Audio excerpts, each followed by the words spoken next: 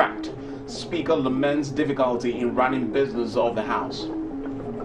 Isuzu Motors to start assembling vehicles in Ghana.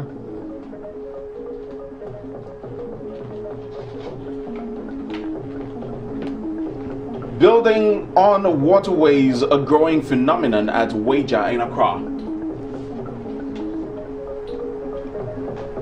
Tema residents worried over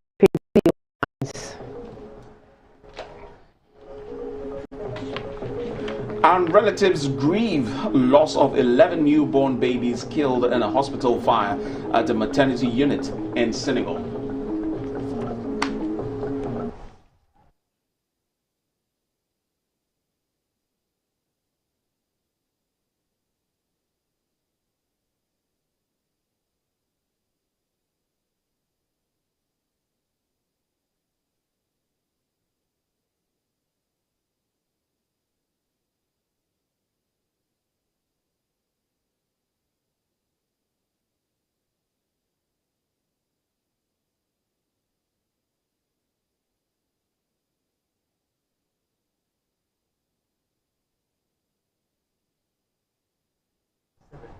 Good evening and welcome to News Hour right here on GTV and on GBC News. My name is Jonathan Thompson. In our first story, President Akufo-Addo has met with executive directors of the African Development Bank at the Jubilee House in Accra. I beg your pardon. He reiterated his call on the board of directors of the bank to find ways to ensure that the concessional wing of the bank, the African Development Fund, is allowed to go to the capital market to raise more resources to accelerate the development of the continent. African Development Bank AFDB comprises 20 members who are neither governors nor alternate governors. 13 members are elected by the governors of regional countries and 7 by the governors of non-regional member countries. Directors are elected for a term of 3 years, renewable ones. And as Accra played host to the 57th annual meetings of the African Development Bank, the executive directors called on President Akufo-Addo at the seat of Ghana's presidency to share ideas about how to make the bank relevant and needs of the time. In response to the call on the board to give a second look at the article that precludes the ADF from accessing the capital market, the U.S. Assistant Secretary for International Trade and Development at the Treasury Department, Alexia Lutud, point out that sources of funding for the ADF are grants and concessional lending, and therefore if it goes to the capital market, it might reduce the flow of grants.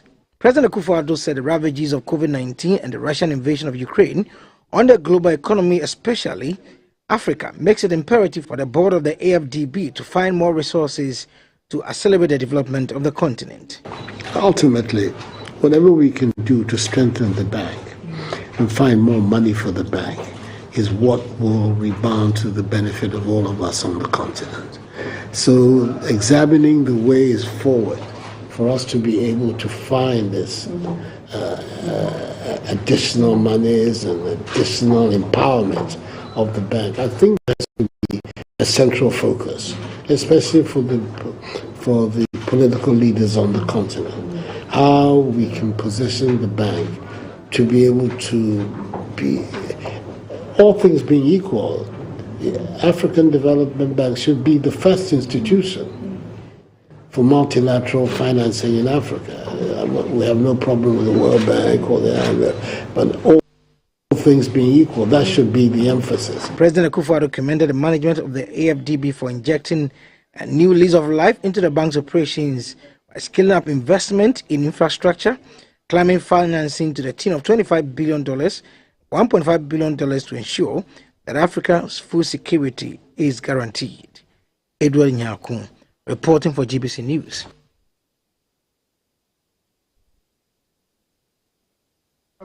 Paul Manso will interpret the news into sign language. Moving on, the Vice President, Dr. Baumia, has presented 70 buses and 5 pickup vehicles to selected senior high schools in the country. The buses are part of government's drive to build a sound educational system capable of producing critical mass of asserted Ghanaian students equipped with essential skills for a successful transformation agenda. Since the introduction of the government's flagship free SHS program for access to quality education in 2017, a number of initiatives have been rolled out to support the program, and the distribution of the vehicles to senior high schools is one of them. Already, more than 750 pickups and buses have been distributed to some selected district directors of education service, heads of senior high schools, circuit supervisors and senior high schools since 2020 to enhance supervision and enhance the transportation in various schools. The latest is the distribution of 75 buses and 5 pickup trucks to 80 schools. These buses are expected to enhance transportation for the schools as well as field work of the students.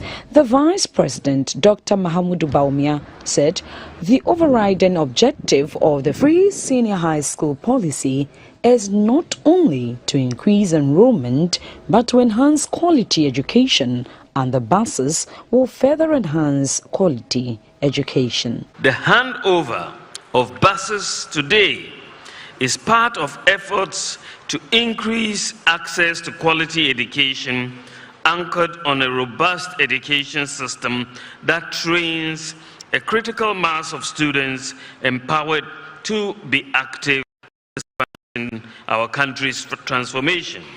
I want to encourage the various schools receiving these buses and pickups to ensure a maintenance culture to harness the potentials in these students for our transformational agenda. Dr. Baumia assured the senior high schools who are yet to receive their buses that government will provide every school with a means of transportation to ease their challenge. The Speaker of Parliament, Mr. Alban Bagbin, is asking the Ministry of Finance to immediately pay the full funds allocated to the country's legislature. Speaking on the floor of Parliament on Thursday, Mr. Bagbin said delays in releasing funds by the ministry is making it difficult for the House to run its daily business. That even as at this time, we don't have any releases from the Ministry of Finance for us to run Parliament. So we'll be running Parliament on some areas of last year.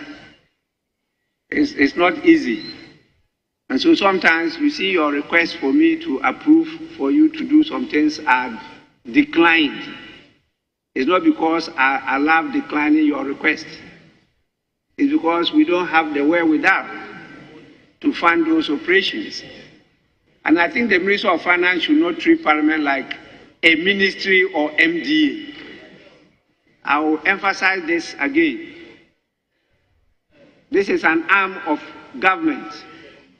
We are not part of the MMDAs. We have even been written to reduce our budget in some areas by 50%. Yes.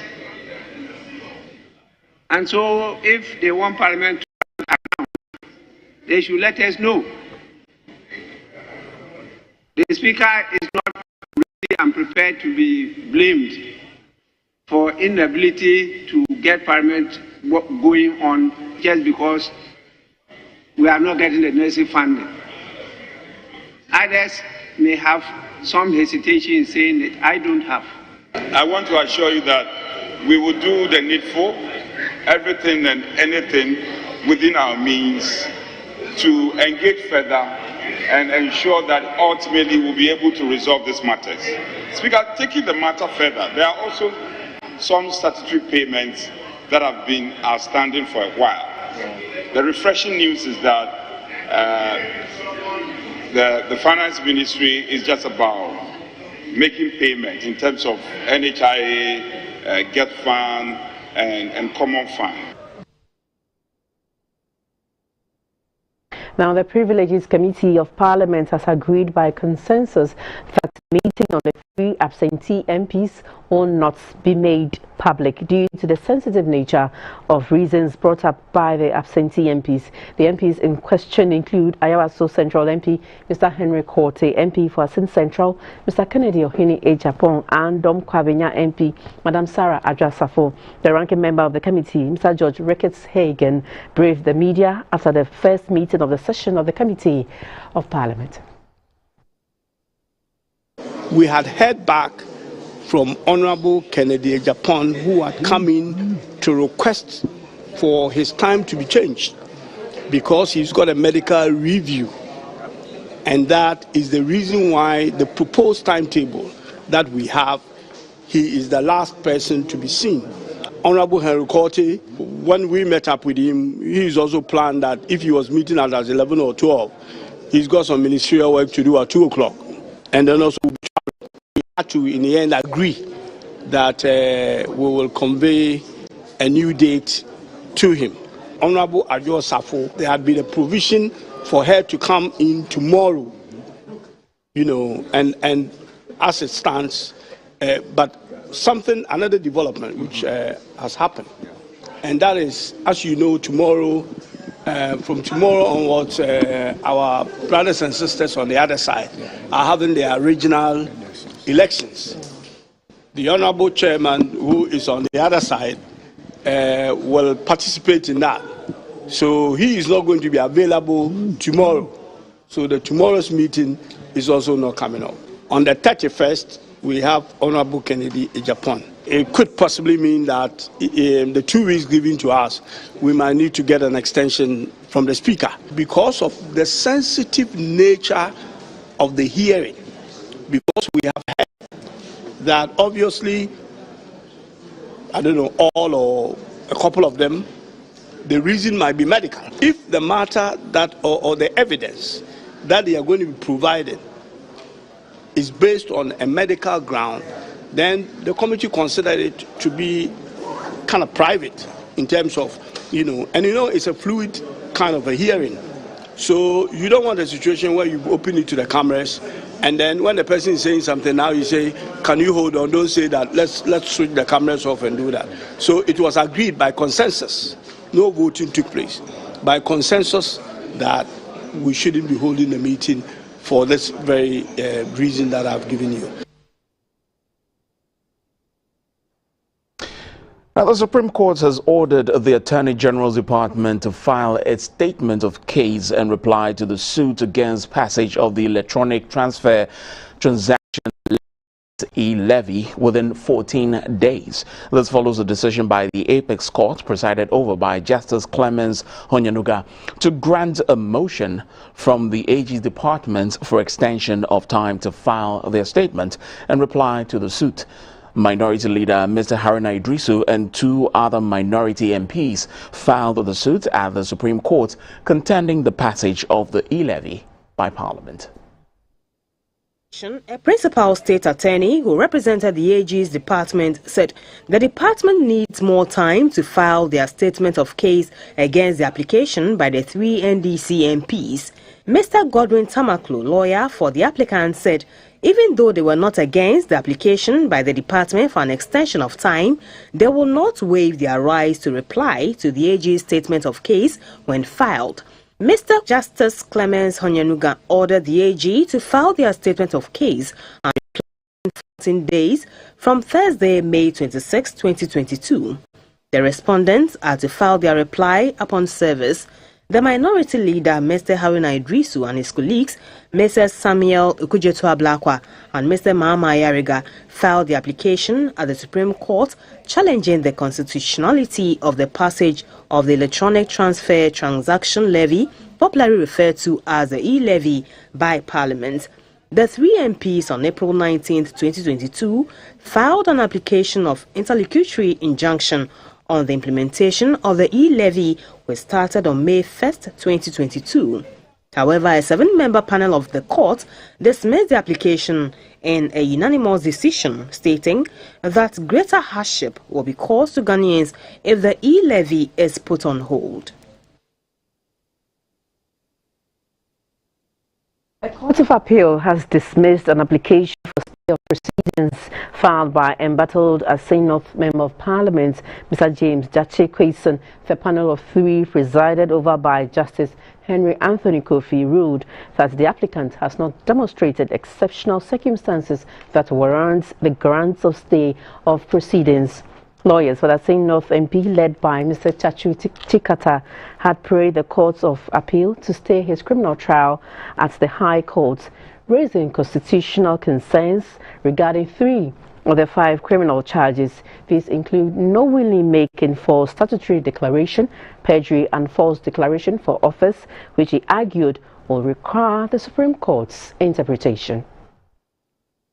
Due process in a criminal charge requires that an accused person be aware of the elements of the charge that has been brought against him, and this is why issues of Article 94, Clause 2, subsection A is key in the matter. But the principal state attorney, Mr. Richard Jembibi, however, disagrees on grounds that the applicant did not meet the threshold for stay of proceedings. Mr. Jachi Quayson is facing 5 counts of deceit of public officer, forgery of passport or travel certificates, knowingly making a false statutory declaration, perjury and false declaration for office. The state holds the view that Mr. Quayson allegedly made a false statement to the passport office that he did not hold a passport to another country at the time he applied for a Ghanaian passport. The MP is also accused of making false declaration to the Electoral Commission that he did not owe any allegiance to a foreign country when he filed to contest as parliamentary candidate for his constituency. He has pleaded not guilty to all 5 criminal charges and is currently on a 100,000 Ghana cedis bail bond. The state started criminal proceedings against Jachi Quayson after one Mr. Richard Techimensa petitioned the police over his actions. The Supreme Court on April 13, 2022 restrained Mr. Jachi Quayson from holding himself as an MP for the area and also carrying out any parliamentary duties or functions on behalf of the constituency.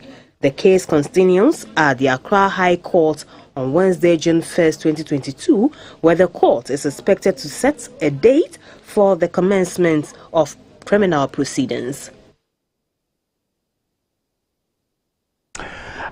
McCarthy Down in the Wejagbawe municipality of the Greater Accra region was never a flood-prone area until a few years ago when some Chinese investors started a project in the area. Since then, McCarthy Down gets flooded after every downpour. The residents to save the situation. The appeal comes just a day after the President of the Republic charged assemblies to remove all buildings on waterways. This is a section of McCarthy Down, a community in the Wejagbawe municipality. This is a road to the community.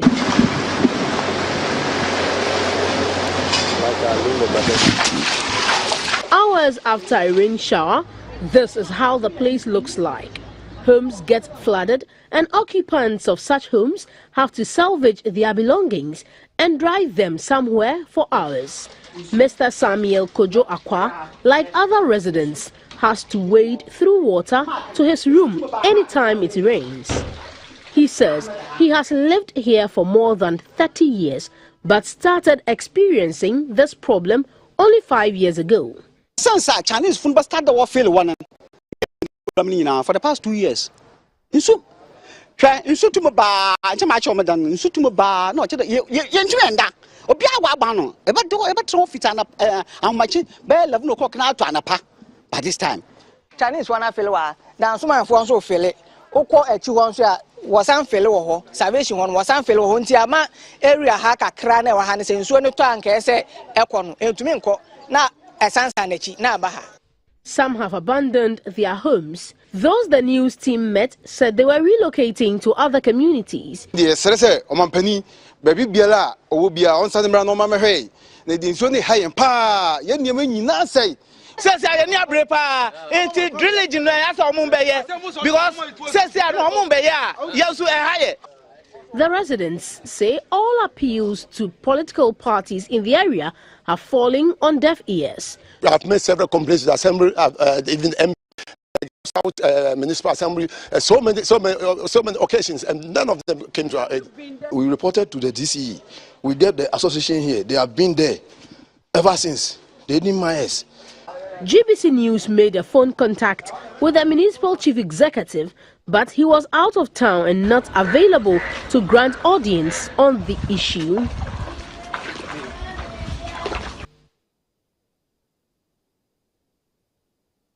The Upper West Regional Directorate of the National Disaster Management Organization, NADMO, says it is stepping up sensitization drive ahead of the rainy season in the flood-prone districts in the region.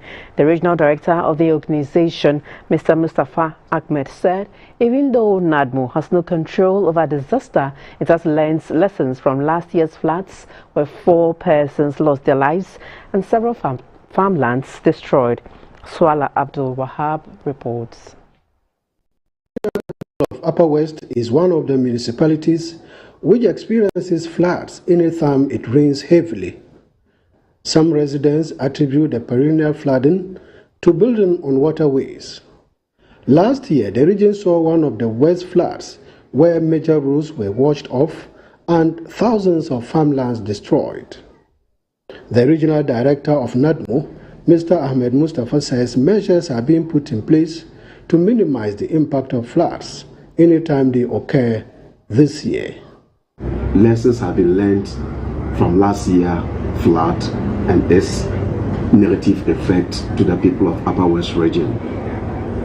And as some of the lessons that we learned, I have since deployed all my operations staff to, as a matter of urgency, go to some districts and municipalities that we have declared areas. Normally we declare some of these areas because the standard are that when it rains more than 2-3 hours, you should experience some level of flood here and there. But there are some places, the moment it rains an hour, you experience flooding. So when you earmark some of these areas, you identify it to be a flood-prone areas. For instance, in the one municipality, we have identified some suburb within the municipality as the flood-prone areas.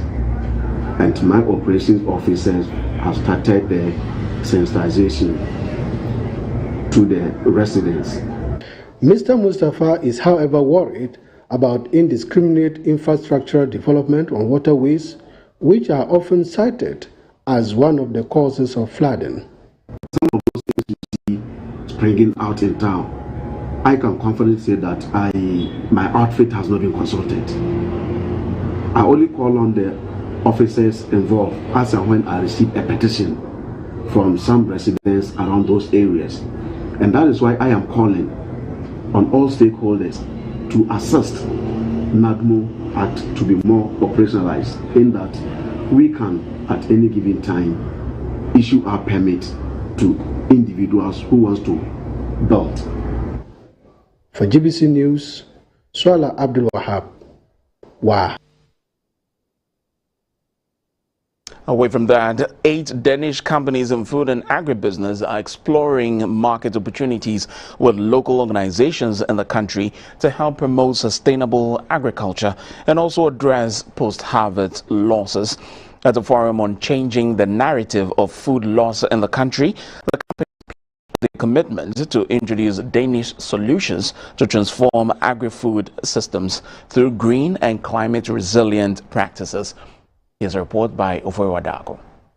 To help improve the productivity and resilience of Ghana's food system and to make agriculture part of the solution to climate change, Danish and Ghanaian food and agriculture technology providers are collaborating to improve efficiency in the agricultural sector. This is to help reduce post-harvest losses and improve incomes. Majority of agriculture value chains remain unexploited. This has become imperative, and I would therefore like to entreat all Danish companies in agriculture and folks that are gathered here to take advantage of the opportunity that Ghana's agriculture sector and food systems present. Denmark's ambassador to Ghana, Mr. Tom Norin, said companies in will continue to strengthen partnerships with Ghanaian agri-producers to boost productivity, enhance resilience, and promote the growth of Ghanaian businesses. It can be the farmer who can increase the yield from crops, or the company that can increase their production and decrease food loss by using improved cold chain technology. This aspect is important for us because Denmark's understanding of sustainability includes a strengthening of labor rights and conditions across sectors. The Danish companies are also ready to provide cold chain logistics, transport, food safety and processing, as well as storage facilities within the agri value chain. Post-harvest losses have been identified as a major challenge to achieving food and nutrition security in sub-Saharan Africa. In Ghana, it's estimated that more than 50% of production in the agri value chain goes waste. For GBC News, Ofeyiwa Darko reporting. The issue of jobless growth remains a major concern, and efforts continue on all fronts to reduce the high numbers. In Accra, a conference has taken place to help to improve the country's unemployment situation. From a recent research, Ghana's unemployment rate as of 2021 was at 13.4%, up from 6% in 2010.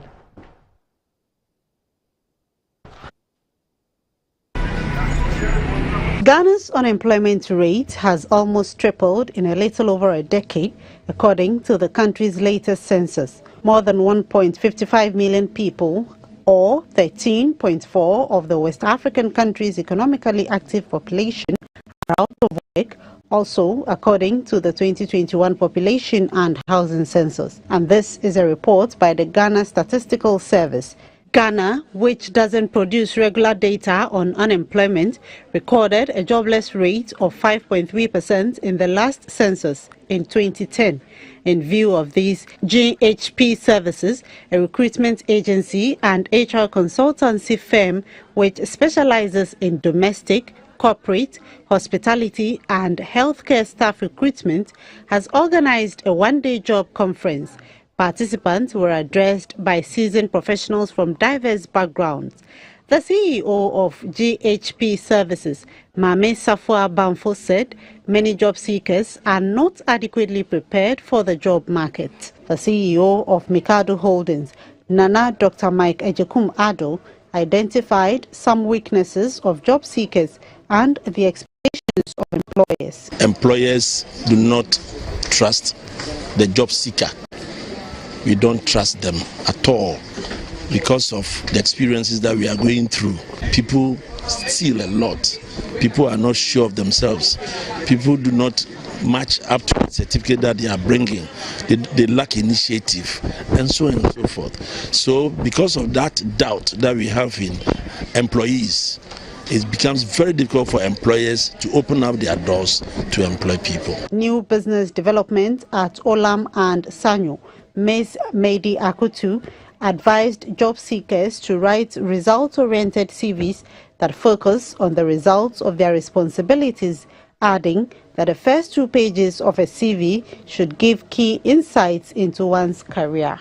There was a panel session involving the founder and lead of Virtual Career Office, Ms. Equia Ampa, Head of Corporate Communications, Ghana Post, Ms. Kobihima Osisi Adaimbe Queen, and the CEO, Etiquette Plus, Ms. Alberta Kwaku.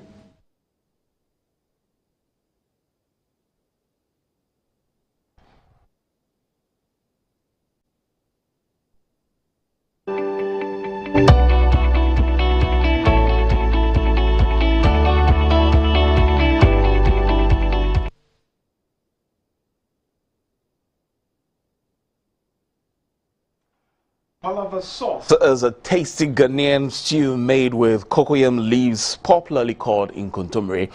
This dish often consists of a mixture of meat and smoked fish and any other protein of your choice, all cooked in one pot.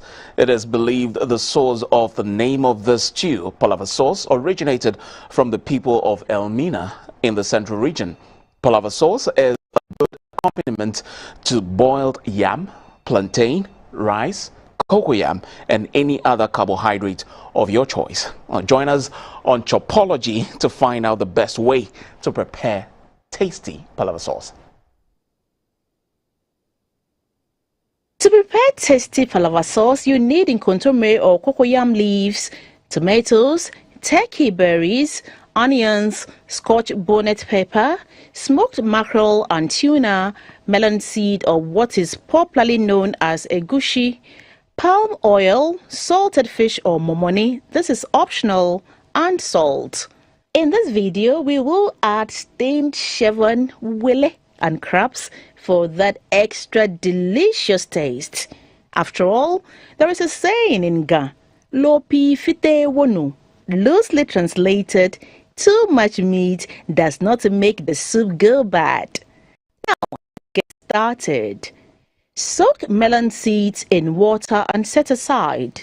Alternatively, you can use powdered egusi. Wash nkontomire leaves with a generous amount of salt to prevent itching of hands when cutting. Cut nkontomire into desired strips. Put the cut nkontomire into a saucepan with little water and place on high heat. Cover and bring to a boil. Turn the nkontomire after about 5 minutes of cooking to make sure everything is cooked through. Turn off fire and set aside.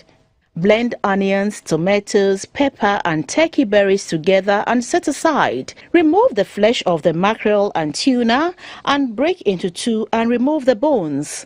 Break into desired sizes and set aside. If using powdered egusi, add a little bit of water and sprinkle a little salt on it. If dried melon seeds, wash the melon seeds and put into a blender. Add about a quarter teaspoon salt and just enough water to blend into a paste. Set aside. Slice the remainder of the onions. Pour palm oil into a medium saucepan. Add half of the sliced onions and salted fish or momoni if using. Fry till onions and salted fish are softened. Add the blended tomatoes, onions, turkey berries and pepper. Bring to a simmer on medium heat.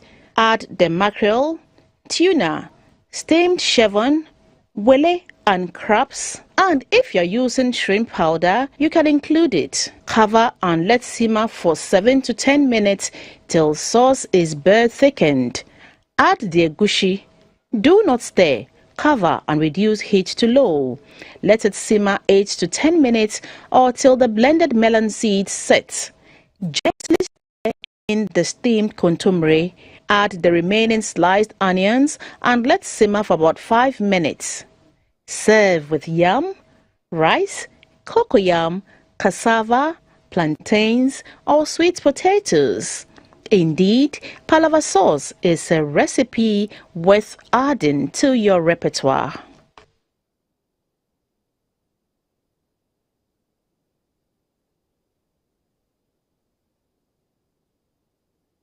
You need to prepare one for our lunch. I'm sure this weekend you pass over my house and I'll do one for you. That's right. Nice invitation there. On that note, we'll take a quick break. We'll be back.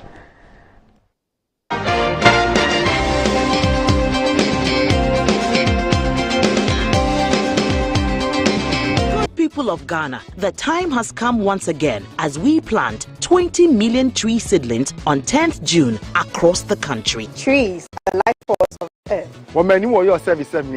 For support of Green Ghana. Planting a tree every day keeps the environment safe. This campaign is proudly brought to you by the Government of Ghana under the auspices of the Ministry of Lands and Natural Resources, Forestry Commission with support from Are you ready? Green Ghana. Let's go planting.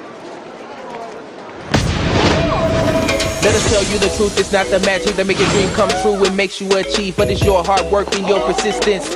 That's the way you will succeed. Dream the big goal, get up and do the roll.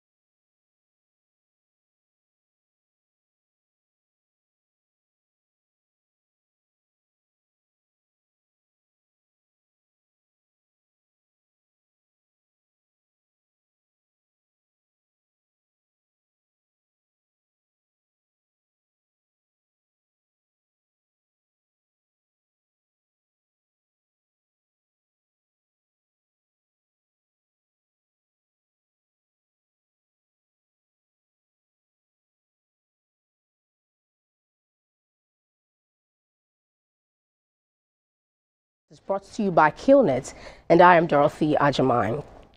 Isuzu Motors is the latest automotive company with the desire to pitch its tent in Ghana to do business, calling on President Akufo-Addo at the Jubilee House. The president of Isuzu Motors South Africa, Mr. Billy Tom, said the company will assemble light, commercial and pickup vehicles here in Ghana.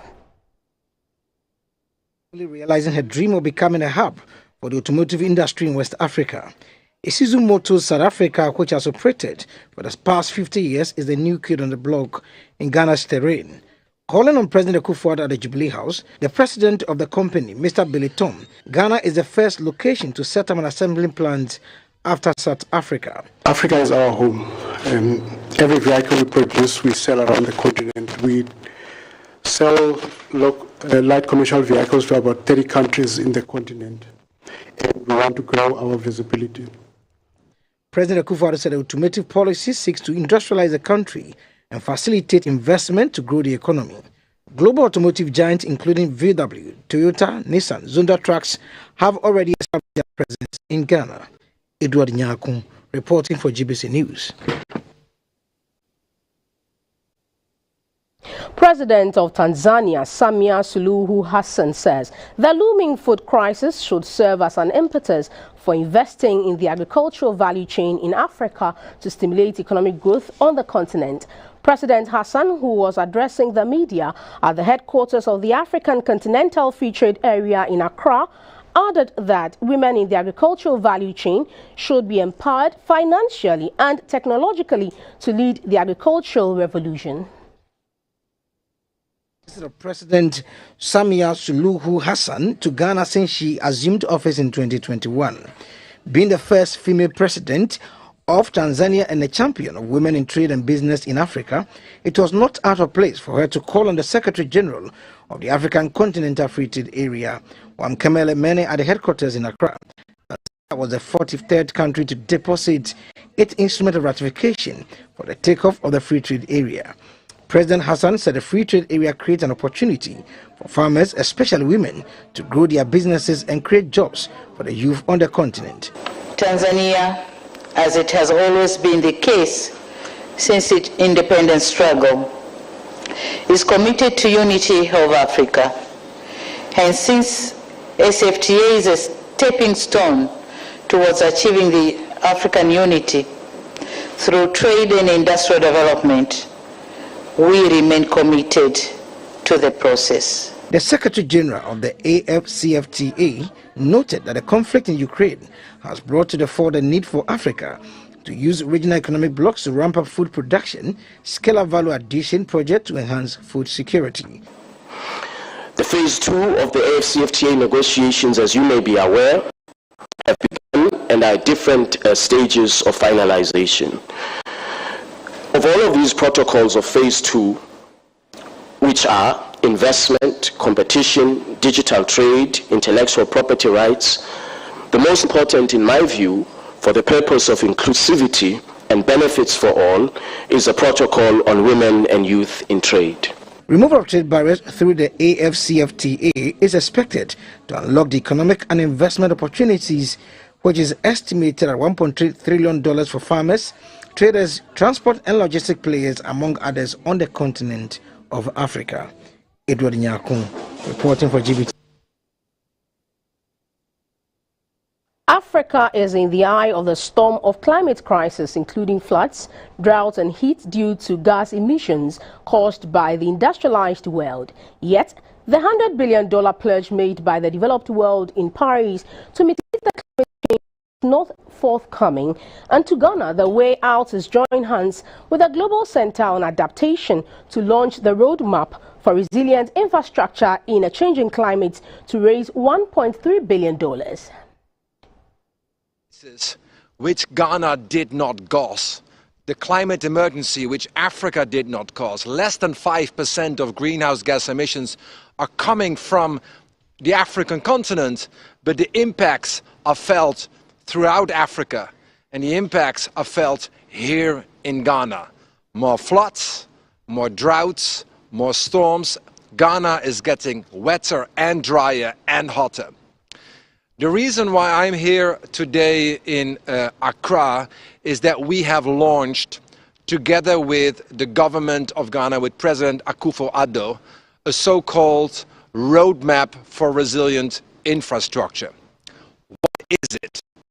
We have identified and looked at all the infrastructure in Ghana, from transportation to water to energy, and have analyzed the climate risks, the climate impacts of today, and we have projected these impacts, how they will unfold over.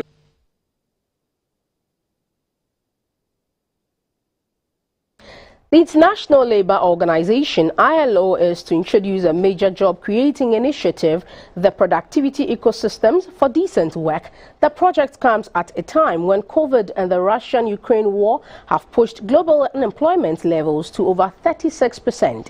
The director of the ILO office for Ghana, Nigeria, Liberia and Sierra Leone, Vanessa Parla, has thus been engaging various labour stakeholders in the country ahead of the project launch.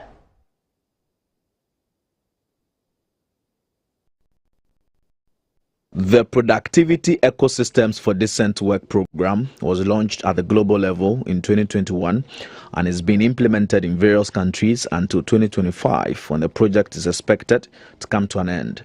Speaking to journalists on the back of stakeholder engagements in Accra, the director of the ILO office for Ghana, Nigeria, Liberia and Sierra Leone, Madame Vanessa Parla, said the office in Ghana is looking at expanding. The Productivity Ecosystems project is being introduced to add to the good work already being done through the implementation of several other projects. We are looking at a much more comprehensive approach to productivity. We're looking at the national level. We're basically saying, what are the key constraints to productivity and job creation in Ghana, from the national level, from the institutional and policy level, to the sectoral level. And this is very critical because even in the discussions, they need to engage and be able to identify some of those key sectors that we are going to work with in order to drive the project. She said the target for the new project is to find solutions to increase productivity, to promote the growth of businesses, to make way for additional decent jobs to be created. It's built on work already done. It's built on work that is being implemented because, you know, at the end of the day, we want to see impact. We want to be able to move the needle. We want to be able to see transformation in terms of the work that we do. So it is very important to plug all this work within existing initiatives. For the first time in 100 years, the ILO has an African Director General.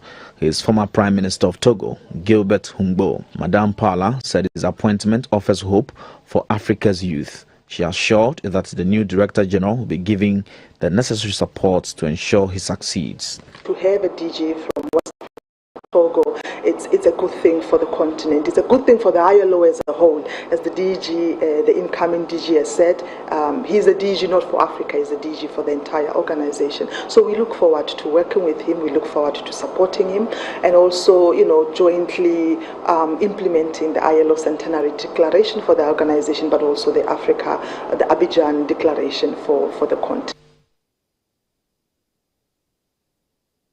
From the interbank markets, let's have the performance of the local currency and some commodity prices.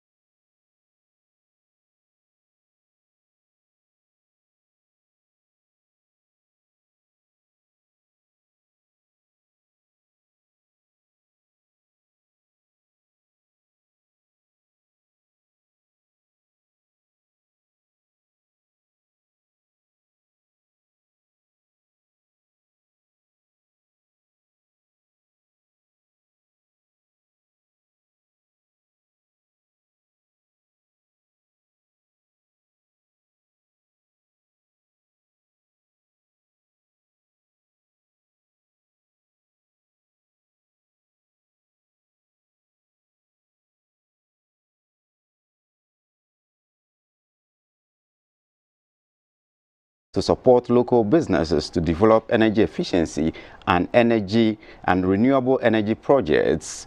The agreement is under the Sustainable Use of Natural Resources and Energy Finance Program, SUNREF.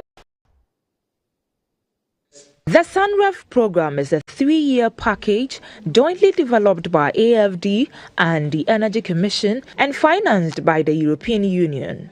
France Ambassador to Ghana, Madame Annie Sofiavi, highlighted the benefits of the agreement to Ghanaians. It will give access to Ghanaians, be they individuals or companies, to cheaper loans and grants to run some projects that are related to sustainable energy, renewable energy, enabling to reduce the consumption of fossil energy. Head of the European Union Development Cooperation, Massimo Mina, said it is exciting to have European partners come together to support and boost investment in renewable energy and energy efficiency projects in Ghana. That the agreement will ensure Ghana's energy decarbonization path and confirm shared commitment to climate change. Mr. Christian Yoka is the director of the French Development Agency's Africa Department. This SUNREF program is instrumental in accelerating the transition toward a low-carbon, resilient and more inclusive economy. SUNREF helps our partner public banks identify and finance innovative small or medium-scale projects in various sectors, such as renewable energy, public transportation, and electric mobility. The managing director of GCB Bank, Mr. John Adumako, said the bank will use the funds to support viable energy projects. Supporting viable renewable energy and energy-efficient projects is paramount to our strategic agenda as a bank. However, there are challenges largely limited our participation in green financing. And we call on SUNREF to help GCB and other financial institutions get over some of these challenges. The Sustainable Use of Natural Resources and Energy Finance Program, SUNREF, promotes the development of a low-carbon and resilient economy by financing solar rooftops, electric vehicles, green buildings, among others. That's it for the energy segment.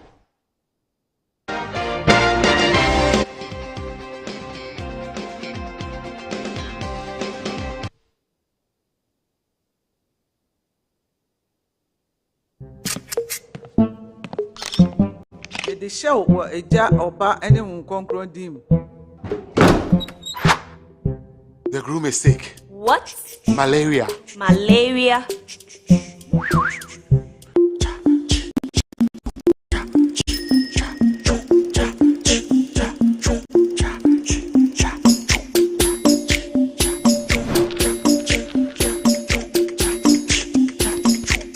Lufat. Lufat.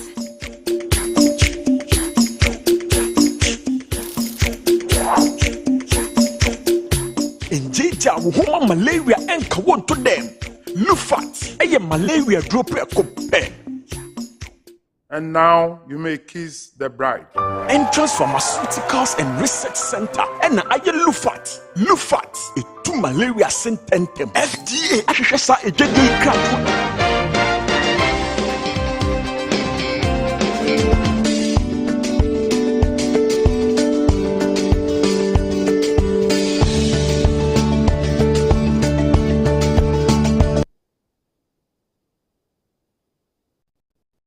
Welcome to the health segment brought to you by Lufat. The issue of sewage overflow still remains a problem in parts of Tema. Residents and some business operating centers at Community 1 are asking the Tema Metropolitan Assembly as a matter of urgency to fix the damaged sewer system in the metropolis, which is affecting their businesses. GBC News' Tema correspondent Michael Dewonu has been speaking with some residents of Tema and says the situation is getting out of hand. Viewer discretion is advised. the TMA KG school. When you look around, you can see a number of sewer lines dotted here, and almost all the sewer lines here are leaking heavily. So you can see from the shot we are showing you, this particular one is really full and is gushing out all of its content. This is the TMA KG school. Just behind about 3 of the sewer lines, all also heavily choked, and the whole place is flooded. Don't take this for the rains that has come, but these are coming from the choked sewer lines. Immediately after the community center, you have TMA also just around here, the Tema Metropolitan Assembly. So it is just right beside them that we are having this choked sewer lines running all the way into offices and running into homes. The whole place is coming up with a very strong stench that is not really favorable. Very soon we will be engaging some businesses here to find out from them how this particular situation is affecting them. What is the problem? Is it rains that have caused this? No, please. It is the manholes look like built in here. It has kept long, so I think they are connected to each other. When one gets full, it overflows. It dashes out. The pressure they give to the WC from the inside causes all this. So these are fecal matters coming out right in front of your shop. How are you able to cope with this? Actually, we are not here on our own, but like we are here to work. I work here with my boss, and he's here. We are all here. It's not by but say na situation it's managing a.